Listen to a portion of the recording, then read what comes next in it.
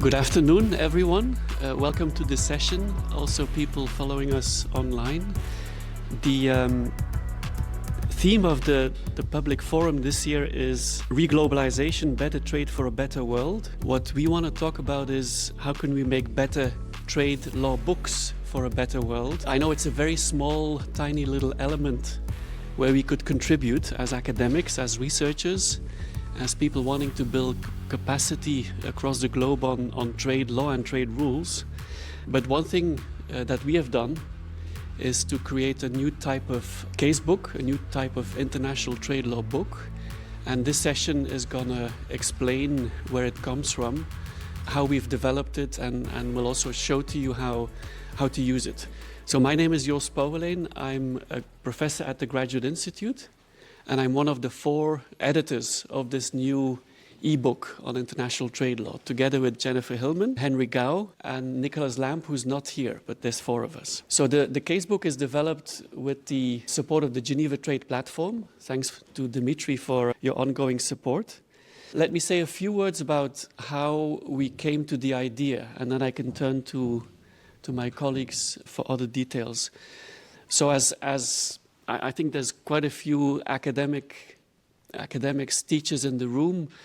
As a professor, you have to choose a casebook, and at some point you may think of writing one yourself.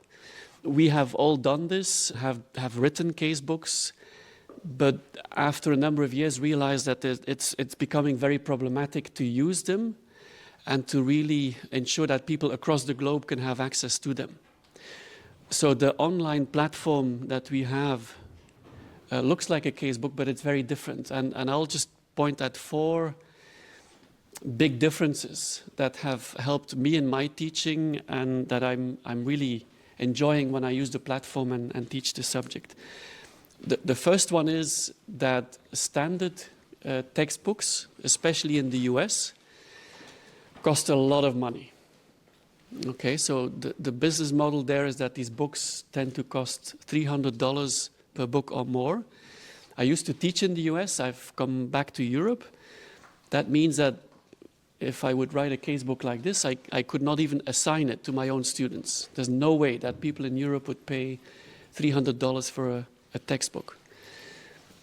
I'm talking about Europe, so if you want to reach people in Africa or developing countries, Asia, forget about it. It will not be used, it will not be read. So you write basically for a very limited audience. So price is one real issue. The platform is for free. It's online and it's for free to anyone. Secondly, and it's been very annoying, as an author, you write a textbook, it gets published, hard copy, and the week after you spot a typo. Or you think, okay, oh my God, there's a new case, and I would have loved to include it in the casebook. You basically have to wait a couple of years before you can make the corrections, right? You can send out addenda and what have you, little pieces of paper they put into the book, but it's not the same. Now, when I use the platform for teaching, literally every time I use a chapter, I find a typo or I think, okay, this can be done or explained a bit better, or there's a footnote or something I want to add.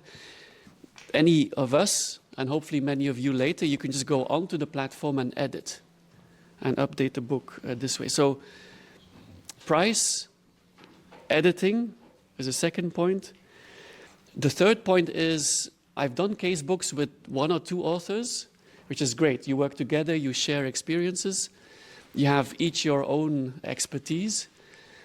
With this platform, we want to really use some kind of crowdsourcing. So there's the 4 of us, but we will invite anyone, especially in jurisdictions that we are not familiar with, to contribute to the book. So we have chapters on how is international trade law received in national legal systems. And we can talk about Europe, China, the US, but it would be wonderful if people from Brazil, India, wherever, add their little section to explain how trade law is received or functions within your domestic legal system. So having this platform allows us to bring in more people as the field develops and as we consider not just international but also domestic trade laws more and more. Now, the final big difference having the platform as opposed to a printed casebook for me has been that we can make the platform modular. So we can add chapters, we can add sections on India, Brazil, on cases, we can add interviews, we can add pictures, we can add videos.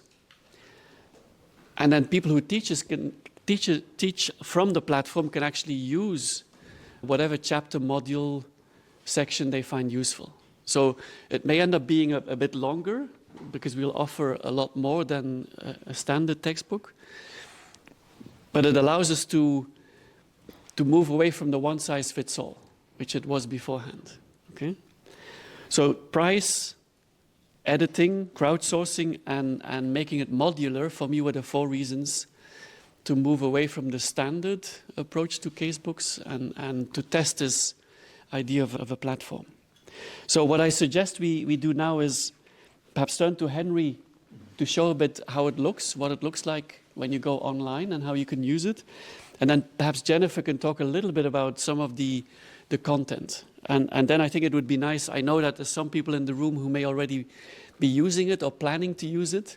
It may be a bit scary to not have a physical book in front of you, to have it online, but we want to also answer any questions you may have or problems you've faced so far. So I'm going to walk you through the casebook, basically tell you what are the main functions, where do you find each function, what can you do, and so on. I think some of you might already be familiar with the casebook because I understand many of you are already using it. We did a soft launch last year, the Society of International Economic Law biannual conference in Bogota. So many of you already started using it, so thank you. And for those who have not used it, so this is a very brief introduction, but worry not because we will have Q&A later. Feel free to raise any questions if you want. Henry? Thank you, Joost. So please feel free to sit in the front. There are some seats in the front, please. Yeah. So this casebook composed of 21, as you can see, these are the topics covered. So in addition to the traditional topics like, for example, customs duties, border measures, national agreement, MFN, exceptions, and so on, we also included many new issues. For example, things like e-commerce, digital trade and development, trade and labor, WTO reform, and so on, because we believe that, as Joost rightly pointed out earlier, this is the advantage of E-Casebook, whereby we would be able to update much more quickly than a traditional casebook, and these issues are really important issues, so we should include them. So, as you can see, these are the topics covered, and within each topic or each module, there will be individual lessons, again, divided by topic. Again, I'm showing you, for example, the one for exceptions. As you can see, these basically start from the basics and then give you the rules, the case law, the critique, reflections, and so on. So every lesson would include the explanations of the basic rules for that specific topic, including the historical context, how the rules came into being, the relevant case law, and also the references that you can assign to your student. If you want the student, for example, to do a research paper on a specific topic, you can refer them to the references. We also included in some modules the videos and the podcasts, which we find interesting, which would help you to explore some of the topics. For example, as you can see for this module here, all right, there are some YouTube video, which you can just click. It's already embedded in the web page, so you can just click and you will get there. And also for each topic, we will also have questions and discussion points which you could use if you want to lead class discussions with your students. I understand some of you, if you don't teach trade law, frequently, you might want to have a teacher's manual, with some further instructions regarding these topics. This is something we are currently working on. And we also welcome any volunteer who would, wish to contribute to the teacher's manual for specific modules. That would be more than welcome. Please feel free to get in touch. So the platform also includes a comment functionality, right, for your students and professors, okay, to leave comments and to basically have this as a kind of an online discussion platform. The other feature which I mentioned earlier is the references or the further readings. So we have a compiled extensive list of the books, articles, and sometimes even blog posts, podcasts which are relevant to the topic, and you can again refer to your student for further in-depth research. You will also be able to see the user profiles, okay? So these, I think, would be useful for you to know your colleagues and also to know your students, right, who might be taking your course. And hopefully, some of you can make new friends from this community. And there's also a built-in messenger. So this one is the, private messenger. So I sent Dimitri this message. I didn't expect Dimitri to actually put it in this slide to show it to everyone. I'm glad I didn't say anything bad, anything nasty, in this private message. But this is the function.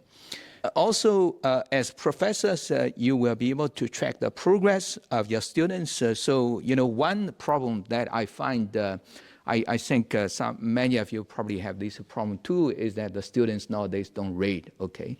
You tell them that they have to read the reading materials beforehand, before come to class, but they never do that. They are just too busy watching YouTube, playing video games, and, doing whatever they like except reading. And then they come to class, they expect you to hand them, all the answers. Well, now you have the tool to check whether they have indeed done the reading. But I need to emphasize, if I understand correctly, Dimitri, feel free to correct me, this only shows whether they have scrolled the web page, right? So if they scrolled like at a speed of like 10 pages per second, there's nothing we could do to police that, unfortunately. So maybe in the future we can build a function that we can track their eyeballs to see whether they are really reading, or maybe have something embedded to their brain to see whether they are really understanding, but that would be too far. Anyway, next step, until we get a really, a big sponsor who can afford all these functions. Also, as Joost mentioned earlier, so the beauty of this online format is that it's endlessly expandable and very easy to edit. So anytime if you want to edit specific sessions, so I'm showing you, this how you create new topics, right? Like Dimitri decided to start another brilliant new session, right? So, all right, so now the new lesson is built. Great. And also it's very easy to onboard. It's accessible on any device, and joining it takes just a few clicks. So basically, if you have a direct invite link, then you can just click the link and then enter the email and create a password, and then it's done. If you do not have a direct invite link, you can, apply to join, and then some staff from Geneva Trade platform, I assume it's Dimitri, behind the screen, who will, check all your social media posts, make sure that you are not going to, hack our website and, sabotage our work. Then he will approve your application, and then you will be joining the community. So that's it. Thank you so much. Fantastic. Thank you, Henry. So I'm Jennifer Hillman, and I want to talk just a little bit about what kind of motivated me in thinking about it. But before I do that, I only wanted to note that the real honest constraint on this book, on the updates, on the teacher's manual, on all of that is basically our time. And you'll notice that one chapter that says coming soon, okay, the reason it is still coming soon is because I haven't had time to finish writing it. But I say that by way of a plea. For all of you that are out there teaching, you're just as capable as any of us of doing any of this writing. So we really are saying, please, if you develop your own lesson, that you add on something, or you come up with a cool problem for your students to solve, please find a way to send it to us, share it with us, help us. Again, as mentioned, we really really want to try to produce a teacher's manual that could accompany it for those people that are not really trade experts, but that are using this book to teach for the first time. Or what we're finding very often is professors that are not teaching really trade, but they just need that one section on intellectual property law, or they just need the one chapter on dispute settlement because they largely teach investment, but they want to just compare a little bit with how the dispute settlement system works in trade. So they only want one chapter, so they're not really versed in it, but they could really use some extra help. So I guess part of what I'm saying is we could use some extra help too, because again, we've all done this basically as an add-on for no money, for no anything. And so to the extent that you're using it or would be willing to say, I'd help write anything, any part of new edition, new chapter, new lesson, or teacher's manual, please, please, please reach out to us or reach out to Dimitri. So I want to maybe just touch on a few things that I think really are importantly and significantly different about this book than about the prior casebook that I was involved with or about much of what else is out there. And I'm going to just start with, like, my first class always when I teach trade is just try to help students understand just what is trade. When you say international trade, what is it that you're speaking about? I mean, what is this movement of goods, services, ideas, and sometimes people across borders, and how does that work? But always you start to some degree with comparative advantage and the theory of comparative advantage, which, for those of us that teach it, you always know that this is, the most important sort of economic principle, if you will, that is impossible to understand unless you've actually walked through it. But now, in this day and age, with all of the pushback from globalization, you simply cannot just teach, here's comparative advantage. Don't you now understand why all international trade is good? No one will believe that. And your students need to be challenged on how we should think differently. Is comparative advantage still even true? Was it ever correct? Is it correct now in the days of digital everything? Do we still believe in comparative advantage? Should you still believe in comparative advantage? So the great news is the opening chapter of this book is heavily drawn from the amazing work that our co-author Nicholas Lamp did in writing a book called 6 Faces of Globalization, which is an extraordinary book, which is effectively encapsulated in this new approach to thinking about how do you start the conversation with students to think about what is international trade, why does one trade, why should someone trade, and how do we think about these other narratives around the concept of trade and the concepts of globalization. So just from the very opening chapter, this book is different. And every chapter is also trying to lay out a little bit of, what is the introduction and the history, but then each chapter has a little bit of a section of why does this matter? Why should a student care about this? So that for each chapter, you really are trying to push a little bit about the thinking of why this particular chapter matters. I'm going to talk about 2 or 3 of the others that I think are different and important in this book. One of the first things when we were thinking about do we need to, is now the right time to write a new casebook? Because again, it's a lot of work. The previous casebook that I at least had worked on, we basically closed it out at the end of December of 2015. So again, you think, okay, has there been enough new cases, new developments, new things that make it worth the time to write an entire new casebook? So I sat there and thought about it. Okay, what is one of the topics that was not mentioned in the previous casebook? National security. The entire previous casebook had one footnote about Article 21 of the GATT that said, okay, there is an Article 21 of the GATT. It's never been used. You don't need to worry about it. All right. Fast forward to now, when national security is everything and all of trade policy is filtered through the lens of national security. So it was very clear that we really needed to add an entire new chapter, not just on Article 21 of the GATT, but how does national security and national security concerns now sit in the room, if you will, with every discussion of every trade policy.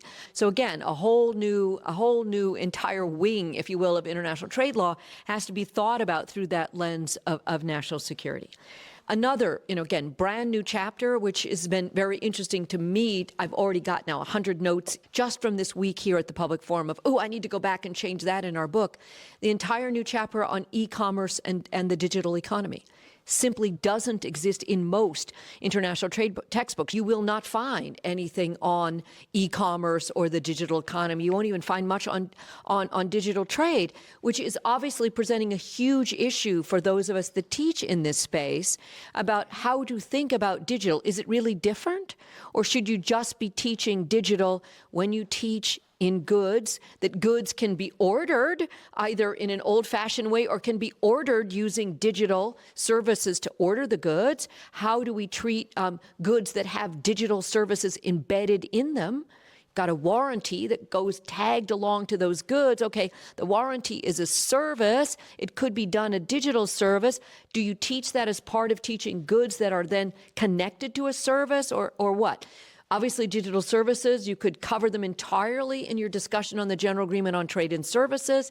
Is that really where they belong? Obviously, many, many digital services are absolutely parked in international property law. So should you really be thinking about digital services as an offshoot of IP law? So all of that, we kind of figured out and sort of thought through a way to help students understand e-commerce and the digital economy, but also by looking at the prior disciplines that we've already talked about, referencing back to IP law, referencing back to services and GATS commitments, referencing back to the goods schedules.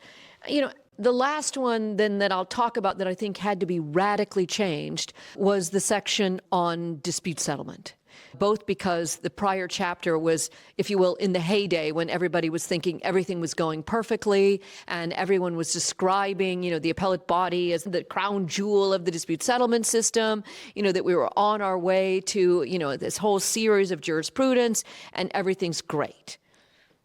Okay, clearly this needed an entire update. And so a lot of what this new chapter tries to reflect is the sort of thinking about why. Why did the appellate body fall apart? Why did everyone lose faith in, and is it everyone or is it solely the United States? You know, why is there this waning faith in this dispute settlement system?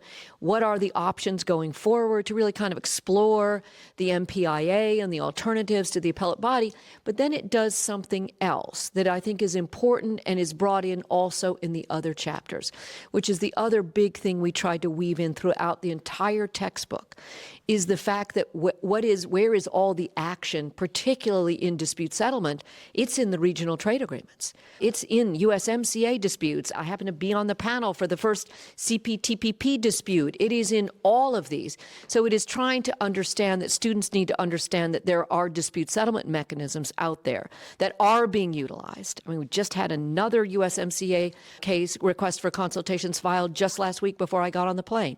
So it is trying to bring in the fact that there is law not only at the WTO, but there is law in each one of these chapters, and especially in dispute settlement, where you need to be aware of what's happening in all of these regional trade agreements. So we've tried to bring in some of that and pull that in through a number of the chapters. That it's not just safeguards under, you know, Article 19 of the GATT and the Safeguards Agreement, but there's, and again, regional trade agreements that are imposing and having disputes over safeguards, et cetera.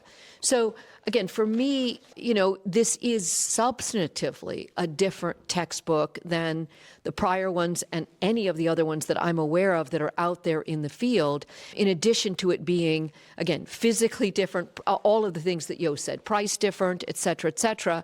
It is different in its substantive content, but what we tried to do is to think about how all of us that teach in this space need to teach trade differently, because it is different. And the world of trade law is just not what it was, you know, 10 years ago. And that all of us as scholars and teachers just really do need to think differently about how we approach the teaching of trade law from the very get-go. And so this is our beginning attempt to help have that conversation among all of us that teach in this space, but it's our beginning attempt to say this is at least one way that you could think about teaching trade a little bit differently than what you might have been teaching it in the past. So with that, I may hand it over to Joost to talk about sort of what our hopes are going forward. Yeah. Okay, thank you. And it would be great to hear from you if you've already used the book or if you have questions. But just in terms of plans moving forward, it was mentioned that a teacher's manual is what we are working on. This is very standard for a US casebook. So if you look at the platform, it follows a bit the model of a US casebook with cases, but there's a lot more text. But there's also questions, discussion questions, and then longer hypothetical problems at the end. But if you teach it, and you're not too familiar with the field, you may not know the answer yourself. So what we do is make a teacher's manual, and of course we want to make sure it doesn't fall into the hands of the students, just the teachers, and that's pretty standard, and we would do that again for this book. So teacher's manual is on its way. Second thing we'll do is, at least for the standard modules, the basic chapters, not all of the add-ons, is to think of a printed version. I think in some universities, some schools, they want to have a physical printed version. Now it seems we can easily provide this on-demand printing at a very low cost. So you basically pay the cost of paper and printing for those who want this delivered. And thirdly, and that's perhaps the most ambitious thing, because as I mentioned, as an author, as an academic, to write something that only elite law school students will read is a bit dissatisfying. If you can write something and people anywhere can have access to it and use it, it's much more rewarding, right? Even if you don't get the royalty statements at the end of the year, I think it's way more satisfying to know that somewhere back in Africa someone has been using the casebook, or if in Bangladesh some law professor uses the platform. So we're working on this, and to make it more accessible, it's not only free, but we will also try to translate it into French, into Spanish, into Chinese. And for that, we can use some automated translations, but given that this is technical language, we'll have someone to double check. So we are looking for people with money or potential funders to make this possible. And actually through some other networks, we already found people who are willing to translate into Spanish, Chinese, but it would be really useful to get some funding to make this happen. So those are the plans ahead. Perhaps we'll pause here. We can talk a lot more about the book, about our own experience also teaching it, but perhaps now is a good moment to see whether you have questions or whether anyone in the room has used it and has any comments or questions. So I'm Janet Macharia. I'm a teaching fellow at Strathmore Law School in Kenya, Nairobi. I was actually telling Prof a few moments ago, and I've used the E-Casebook for my students last semester because I'm a teaching fellow for international trade law at the university. I think the two things that at least I've gotten from my students as feedback, and I agree with them 100%, is the hypothetical case studies, because that's also how we do the teaching at Strathmore University. We use a lot of hypotheticals. But the second thing that I've also gotten from them that is useful is the videos, the short videos that help them to understand a bit more. So for example, when it's services and Hamid is on there explaining and making it simple, and it makes it easier for me in class when we do group work and farm work and case studies to make it more practical. I also used it for my coaching experience, and I saw a lot of good results with my students who I coached from Strathmore University who made it to the finals in the globals. And they used a lot the materials that were there. So a lot of good feedback, and it's accessible, and like you said, it's free, so they don't have to pay, which is a good thing for us back in Kenya. So I just wanted to comment for the good work, and thank you so much. So my question is more around the input of the data on the casebook. Is all that done manually, or is any of it AI generated? Because I'm just thinking of the risks. If I don't know how many of you use ChatGPT, it tends to kind of make up things for you, like what you would like to hear. So I'm just wondering if any of that has been taken into account in the casebook. Thank you. Thank you for the feedback and on your question. So the book is heavily curated. So it's still a casebook edited by the four of us, and we are fully responsible for what is in the book. So of course we have written every single sentence ourselves, but you're right, to the extent we open it up to people, other people to contribute. Before Dimitri will post, we will of course double check and have someone else read it and make sure it's correct, right? So it's definitely not a AI-generated casebook. Yeah, perhaps that may be the next step. In 10 years' time, we'll be sitting here explaining why AI does a better job than we do. But at this point, it's really, and I think that's what we've heard from a lot of professors, students as well, that, of course, we have put a lot of effort trying to condense, say, the exceptions into 30 pages maximum, or MFN 10 pages. So, because otherwise, if it's too long, it's not user-friendly anymore, right? So that's actually taking the most time. Also excerpting the cases so that you only have to read the key parts. So it takes a lot of time to write a casebook, a lot more than I had ever imagined. Hello, good afternoon. My name is Jan Bohannes. I'm a lawyer at the Advisory Center on WTO Law here in Geneva. But over the last couple of years, I've had the incredible privilege and honor to teach at the Graduate Institute, the International Trade Law course in Joost's stead between 2015 and 22. And then not last year, but this year, I was invited again because Joost, you're on sabbatical. And this is the first time I'm using the E-Casebook. And it's really absolutely fantastic. It's really tremendous piece of work, and really congratulations to all of you as well as to Nicholas in absentia. I really love the videos, as the colleague from Kenya mentioned, not only the economic explanations, but there's also in explaining the case for trade. I love that video. I think it's from West Wing, from the series. Made me think of Dmitri's amazing book, Why and How Politicians Lie About Trade. So you really get a tremendous learning experience. There are plenty of hyperlinked articles. I also like the time indicated for each chapter that it takes for each chapter, which may sound like a trivial thing, but I think if you're a student who's scrambling to read just before the class starts, I think it's a valuable indicator of how much time you have to spend on it. So it's great. On substance, I would just echo what especially you, Jennifer, were saying. It's extremely thoughtful.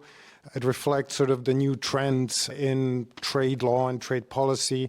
You mentioned national security. The introduction, like the case for trade, the case for and against trade, it's extremely thoughtful, really explored from all possible angles. I have a co-presenter that I invite for the second unit in the course, which is about the case for trade and the economics, just because I'm not an economist.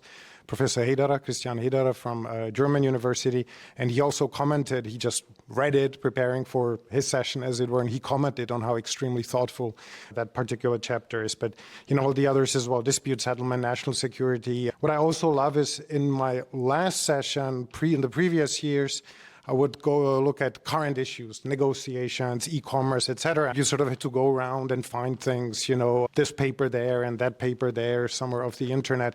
And here you have it presented sort of as part of the textbooks. So I can really, really recommend it. The one sort of couple of remarks or suggestions. I love the idea about a paper copy just because some people read better on paper. I'm a dinosaur and I just love it. I know it's an e-textbook, so obviously that's the main purpose, but I just think having a paper copy would probably be helpful to some, at least dinosaurs like myself. Some articles are behind a paywall, I noticed. So some of the articles are hyperlinked, at least they were for me on a paywall. Maybe that's not the case when you're reading in a university setting. But there was one NYT article, for instance, that I was really keen to read and I couldn't. I don't know whether there's any way, and forgive my ignorance if there's an obvious answer to that, but whether there's any way to, I don't know, have a password or whatever. And then the one question that I had is some chapters are in gray, like it's not bolded in black, but it's gray, and there is a icon of a eye crossed out next to it. And when I first saw it, I started panicking that chapter had been taken off, and it was SPS TPT, so I thought I need it for my course.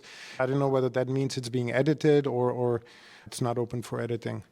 But again, in summary, I think it's absolutely fantastic, and I'm really glad I have to go through the effort of reading it to prepare for this year's course, because I'm also learning a lot. So congratulations. Thank you. So I'm a former student of Professor Hillman's, and just quickly before I make my points, I didn't know that the professors could see from the back end how much we've read. So I hope afterwards Professor Hillman doesn't go into the back end and see if I scrolled through. No, but I took trade remedies with her, and just to pick up on the last point that was made, I'm also a dinosaur. I love the physical textbook, but I feel like this almost converted me for this setting more, this e-textbook, because the links inside are so great that you can click through, especially when it's citing like a WTO communication, and you can click through and very easily get to that. Hi, I'm Katerina from Czech Republic. I think most of you are from the academic area or teachers. I'm from the private sector. My question is it available also for the people like me? Because I am the one who sit in the companies and makes for the companies the real final calculation of the final product, and using the FTAs really to catch the preferential, non-preferential status, dealing with the long-term supply declaration. And I started also this year, developed a tool for the COO calculation on the some, let's say, worst case scenario. So it will be something really would really help me, because I'm really sketching up from different tools and from different websites and books and everything, really to collect the information. Well, in terms of availability, the answer is yes. It's absolutely available. And if it would be helpful, to help others in your company understand, the groundings of trade law, absolutely yes.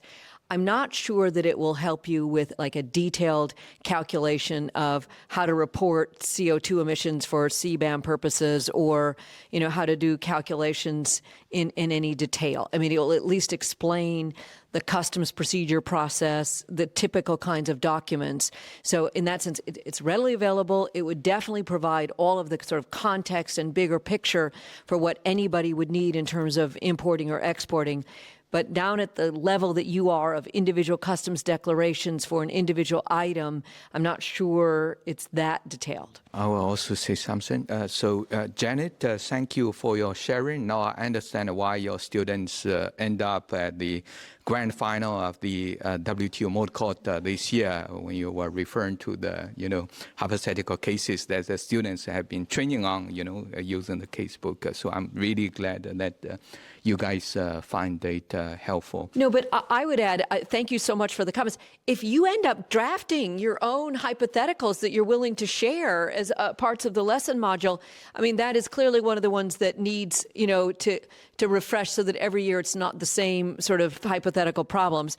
And you would be surprised how hard it is to even draft those. So again, we are absolutely would be welcome to accept any others. And we know that is one of the other areas that we could all spend a little bit more time working on. I mean, I think as you're hearing me, time is the big constraint. I mean, in response again to the question, no, none of this was written by ChatGPT. We wrote all of it, literally ourselves at our computers. So it is one of those where we would welcome, again, if you've come up with a really cool sample problem, and it's interesting to have my student Amir here.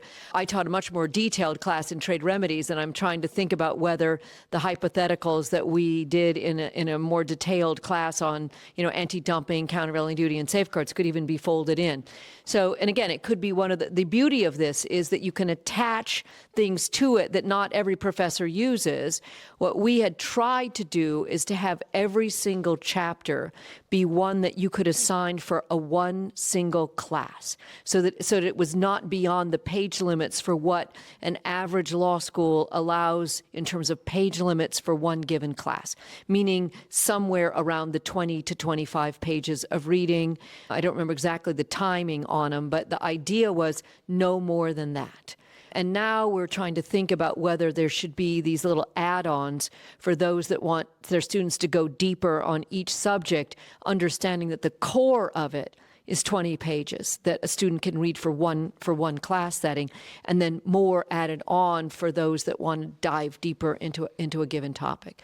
The other thing that I will say took a lot of time, not entirely by us, but by some fantastic PhD students at the Graduate Institute, is the additional resources. Because again, as you can see from here, you could put entire libraries in as resources for each chapter, but we've really tried to cull it to the ones that we think are the most succinct, the most helpful, the most appropriate for someone that's studying in this area. They're not a PhD level of research, but they are trying to say that we're culling to make it easier to find the sort of key additional resources that you might want to look at if your students want to to delve a little bit deeper. So for you, in the customs chapter, you might find some other, kind of detailed suggestions if you really are wanting to get into more of the nitty-gritty of customs documentation. Yeah, the one thing that we perhaps should point out as well is that the platform itself is set up by the Geneva Trade Platform and something called the Beyond Trade Network. So it's not just a book, it's a whole ecosystem almost with people who sign on. And as Henry was showing, you can actually, I guess you can comment and you can talk to each other. And I think that would be the next, or would be wonderful if students in Kenya start discussing with students in Geneva or in New Zealand. This is possible, right? So because you go through the same problems, you go through the same material, it would be really cool if we could make it interactive in that way as well. Because in terms of you contributing, as Jennifer was saying, it could be a problem, a hypothetical, but it could also be something from your domestic legal system. A big change in the platform compared to other books is we spend a lot more time, I think, in Module 2 on domestic trade law instruments. So focusing on the systems we know, Europe, US, China. But it would be great if we can have, of course, optional modules added on India, Brazil, Kenya, any country, just to see what the differences could be. And that's something that professors could write, that even students could write. Of course, we would double check it. And in that sense, we could really go beyond our own expertise and add new topics. Yeah. Yeah, we'll have to deal with it. I mean, we'll have to either figure out whether we can get a copyright permission from the New York Times and just create it as a PDF and put it in, which I think is probably the easiest way to do it. So no, thank you. We'll have to have somebody go back through and check what's paywall. And I think you're probably right. When we did the checking, we were probably inside of a paywall because we're going off of our university, working off of a university system that just, I mean, again, for me, if I'm at Georgetown, it'll automatically click me through to anything that Georgetown has, a subscription to. So I wouldn't know that there was a paywall. So we will check it. And I think obviously there is fair use ways that we can go back to the New York Times or whoever it may be and see if we can get permission for that article. We'll check. If anybody else comes up with any of those problems, let us know, and we'll try to figure workarounds.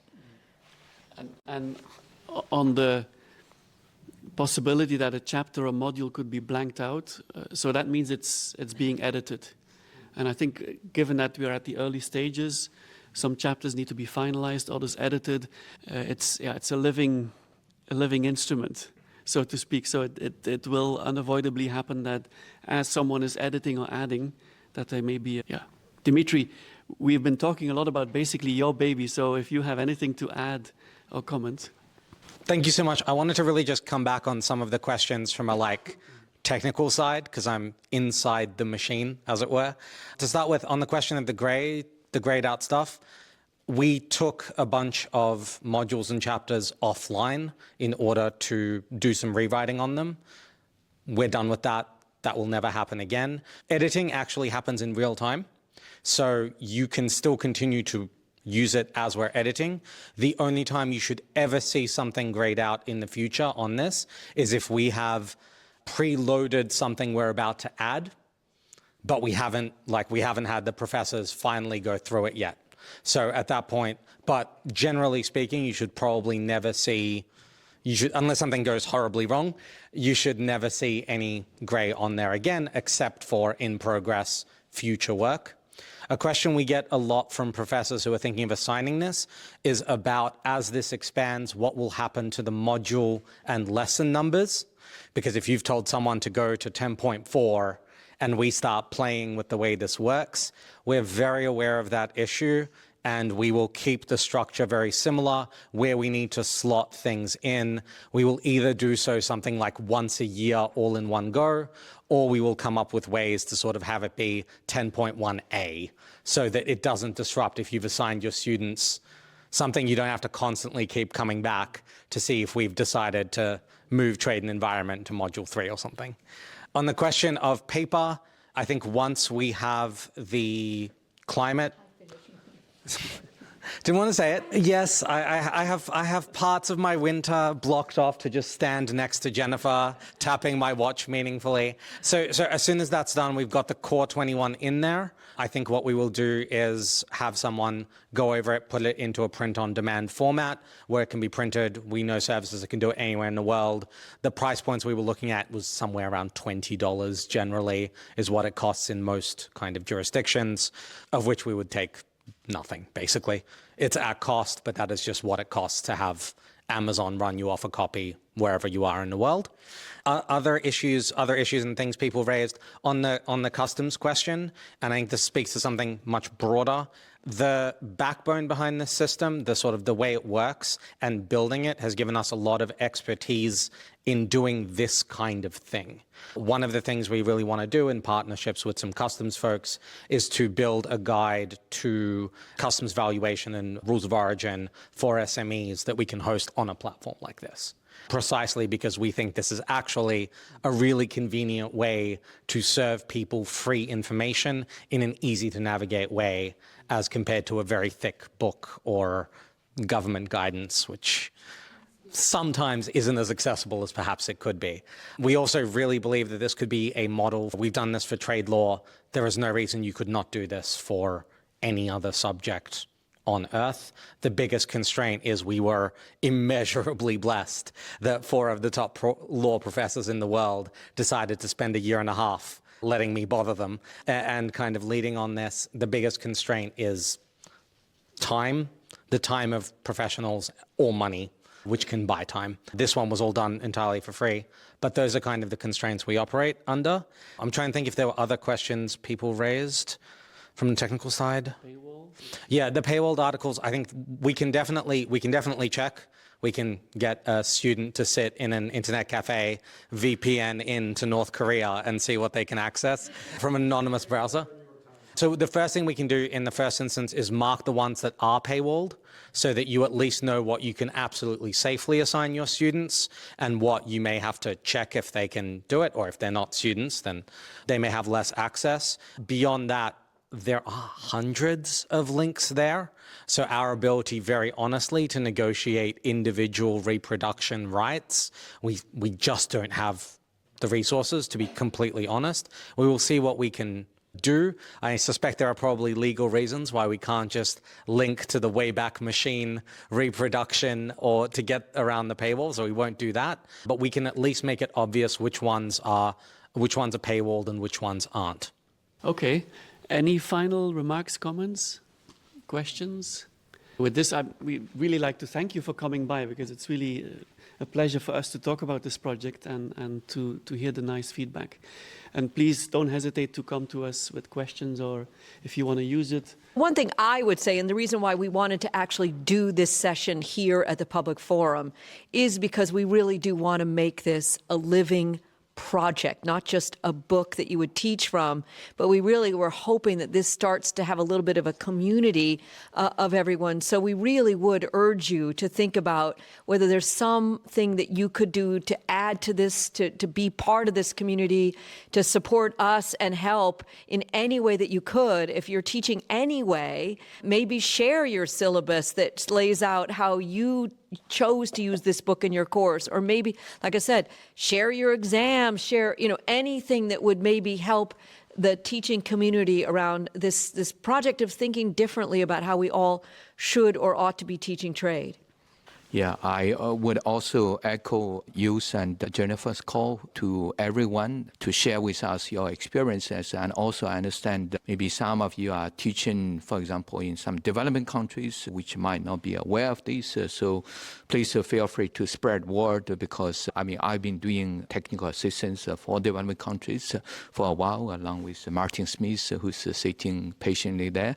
So I think one biggest problem facing many developing countries is the cost of all these textbooks, because all the mainstream textbooks, like you mentioned, would cost at least $100, right, or more. So this one I think would be great help to developing countries, and also if you are interested to translate data into languages, we currently have translators already for Chinese and Spanish, but for the other languages like Portuguese or French, I think would be really helpful for many African countries. So please feel free to approach us. We would really appreciate the collaboration. Thank you so much.